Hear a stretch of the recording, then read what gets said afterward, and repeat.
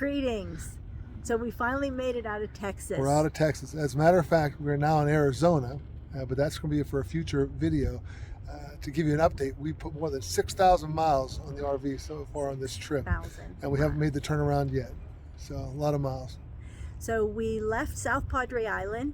We headed north to I-10 so that we could stop at a couple places up there. We stopped at Fort Lancaster and Fort Stockton, and then we made our way down to Big Bend National Park. Yeah, the word most often used when we drove through that area was wow. It seems so simple, but it was really amazing. Everywhere we turned, everywhere we looked, we loved it. Our biggest fear is that we're not going to be able to communicate how beautiful it was and how amazing it was in a video. But we're going to try. We'll try. And we have some off-roading video, which took us to a couple places that you couldn't go on the regular roads. Right. And also, we stayed at a little town called Terralingua, and we'll have a little bit of information about the town itself. Yeah, it was fun. All right, see you at the end. On the way to Big Bend, we stopped at Fort Lancaster and Fort Stockton, both of which were put into place for the pioneers moving westward. Jackson enjoyed our visit, and then we saw the world's largest road runner at Fort Stockton. The road to Big Bend often seemed desolate with no other travelers in sight. We got there later in the day. We enjoyed the views and eventually went straight to our campground. The sunset there was spectacular. Near our campground, the locals rode their horses to the little bar, and we found out Richie, our waiter, was from Uniontown. The next day, we got up and went for a ride and a hike. We went on Old Maverick Road, which was four-wheel drive only, heading for Santa Elena Canyon.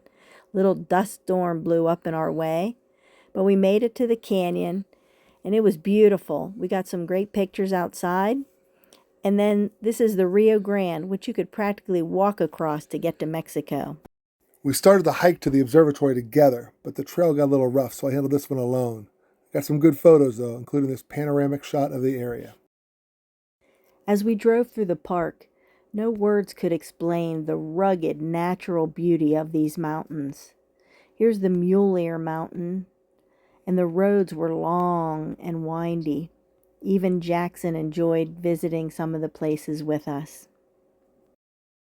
Our last morning there, we went to the Balanced Rock Formation. The road to get there is four-wheel drive only. It was a little rough.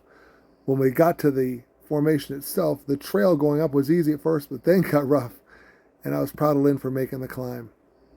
Arrival at the top was well worth it because the views were spectacular. After we left the Balanced Rock Trail, we went to the Chisos Mountains. That drive was beautiful as well, and we went to an iconic photo spot called The Window, where you get some of the best views. Our last stop was Terralingua Ghost Town. It's an old mining town with a theater, the general store, and then your obligatory church and jail photos. We ended up getting a lot of dust on the Jeep. It looks like we'll be bringing some home with us. Well, we hope you enjoyed the video. We hope you enjoyed our experiences. We certainly enjoyed bringing it to you. After leaving Big Bend, we headed north and went to El Paso and then on to New Mexico. Right. Yep, so we have some of those stories coming up. We stopped at a few really cool little places. Yeah. And now we will be off on our way to our next destination. See you soon. Be well.